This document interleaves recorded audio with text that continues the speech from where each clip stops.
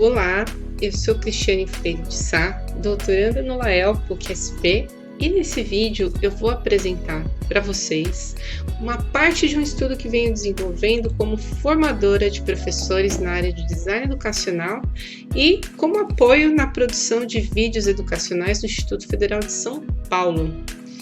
Bom, pessoal, a produção de vídeos educacionais no contexto da educação à distância foi altamente profissionalizada nos últimos anos. O uso de estúdios de uma série de profissionais da área de vídeo e de animação são envolvidos nesse processo de criação de videoaulas. Porém, com a pandemia, essa situação mudou e os professores de diversos níveis, inclusive aqueles essencialmente que trabalham no ensino presencial, tiveram que migrar as suas práticas para o ensino remoto emergencial. Com essa mudança, o ideário de produção de vídeos educacionais, como os que são feitos no contexto da educação à distância, também foram impactados, pois não foi também possível o uso de estúdios e das grandes produções como feitas em contextos fora da pandemia, porque nesse momento foi necessário o distanciamento social e o isolamento social. A pandemia, nesse sentido, revelou que a formação de professores necessitava também ser adaptada ao contexto de incertezas e de distanciamento social, o que implicou na emergência de novas estratégias formativas e que fossem coerentes com as condições que os professores encontravam em suas casas, em suas rotinas, ou seja, em seus contextos, de trabalho.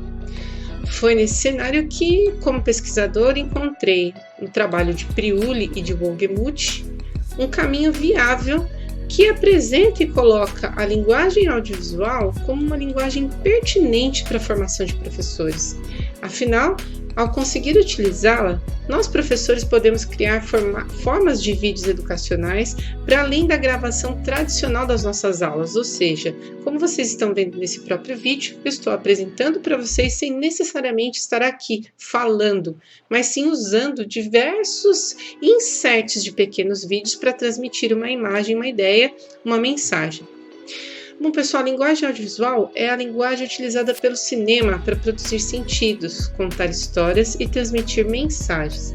O seu potencial educativo é reconhecidamente importante, como os pesquisadores Priuli e Wohlgemuth sinalizam em suas obras. E por isso, ao aprender a utilizá-la, é possível que o professor se permita também produzir vídeos educacionais em diferentes contextos, considerando suas condições de produção. Seja ele com seu celular, seja fazendo uma curadoria em bases de vídeos gratuitos como os que eu usei para produzir esse vídeo, o professor tem outras opções para além de ter que se gravar ou até mesmo uma condição ampla, criativa dos seus processos produtivos pedagógicos.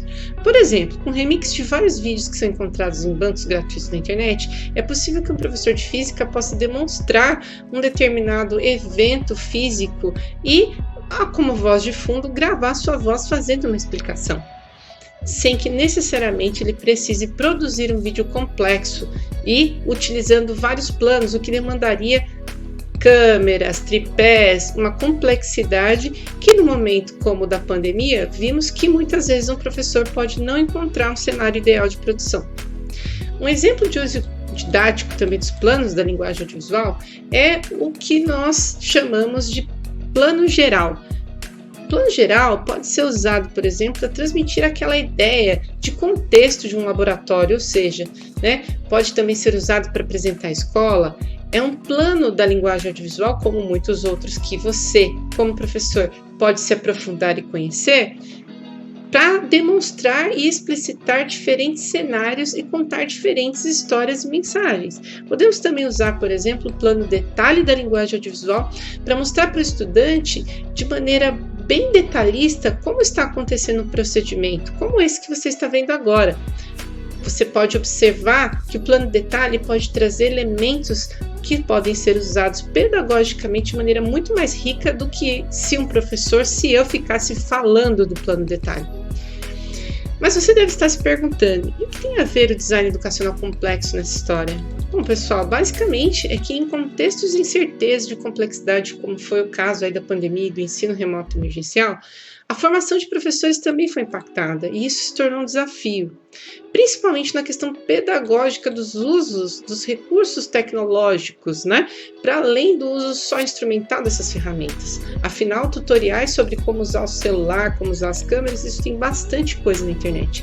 Mas de que maneira é possível conferir sentido pedagógico a esses vídeos educacionais para além da transmissão e reprodução de uma aula tradicional? Foi nesse sentido que pensar a promoção de ações formativas sobre a linguagem audiovisual requer identificar as condições de produção dos professores em suas casas ou ambientes de trabalho, bem como suas expectativas, necessidades, conhecimentos prévios, ou seja, o contexto precisa ser considerado quando um formador de professores for desenvolver o planejamento de uma ação formativa, que muitas vezes terá que ser totalmente online, ou agora, no atual contexto, até híbrido. Bom, o design educacional complexo foi proposto por Freire, que é uma pesquisadora do LAEL, da PUC-SP, e é um design que se fundamenta nos princípios da complexidade de Edgar Morin. Basicamente, é uma proposta de design educacional não linear, centrada nas relações estabelecidas entre as pessoas, os recursos e o ambiente.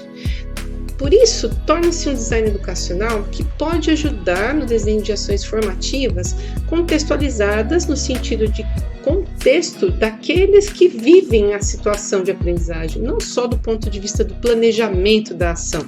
Coloca também os participantes como coautores desse processo de aprendizagem. Trata-se de um design educacional que se constitui em 3 etapas que se articulam no processo formativo. A primeira etapa é a etapa de preparação. É uma etapa em que o formador desenha um esboço dos primeiros passos da ação formativa.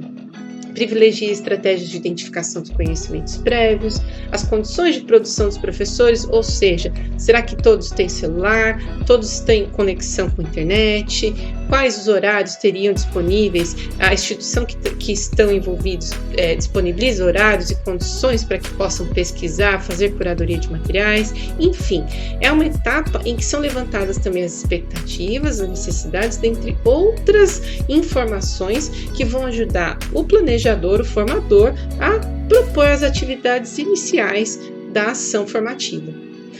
A segunda etapa desse design educacional é a etapa de execução. Basicamente, é a etapa em que se coloca a ação formativa para acontecer, junto com os participantes. Nessa etapa, o formador coloca os participantes como coautores do processo formativo e, por meio de negociações, checagens, combinados, ofertas de materiais, esse coletivo passa a construir o processo de maneira colaborativa, o processo de aprendizagem, ou seja, selecionam juntos as melhores estratégias, os materiais disponíveis, as formas avaliativas, ou seja, é um processo de aprendizagem que vai sendo co-vivenciado, co-construído. Nesse sentido, a terceira etapa é a etapa de reflexão. É uma etapa que, na verdade, ela vai ocorrer concomitantemente com as outras duas. Porém, ela Freire a determina como um guia para que o formador, aquele que está desenhando, que está executando a proposta formativa, possa privilegiar os espaços de reflexão, tanto sobre o que estamos aprendendo, o que está sendo vivido, quanto também sobre o que se precisa ser desenvolvido do ponto de vista pedagógico e em relação aos objetivos de aprendizagem que foram estabelecidos, inclusive a atualização desses objetivos. Nessa etapa, o formador pode ir desenhando formas de avaliação diagnóstica, lá no caso da etapa de preparação, formativa durante a etapa de execução e somativa como uma forma de fechar o processo de aprendizagem a partir de momentos de reflexão do grupo. Trata-se de um design educacional amplamente utilizado já em ações de formação de professores e que você pode conferir a partir de algumas pesquisas, teses e dissertações de mestrados que eu fiz a curadoria e vou deixar o link disponível no meu Padlet, que você que está assistindo esse vídeo vai poder acessar por meio do QR Code que você está vendo na tela. Bom, pessoal, eu espero ter contribuído, trazendo a importância da linguagem audiovisual na formação de educadores, ao mesmo tempo em que apresento de maneira bem sucinta as possíveis contribuições do design educacional complexo para quem precisa, no seu trabalho, formar professores para a produção de vídeos educacionais em situações de incerteza e de fragilização de todos nós, professores, sujeitos, como foi o que nós pudemos observar durante a pandemia. Até a nossa discussão. Bom evento!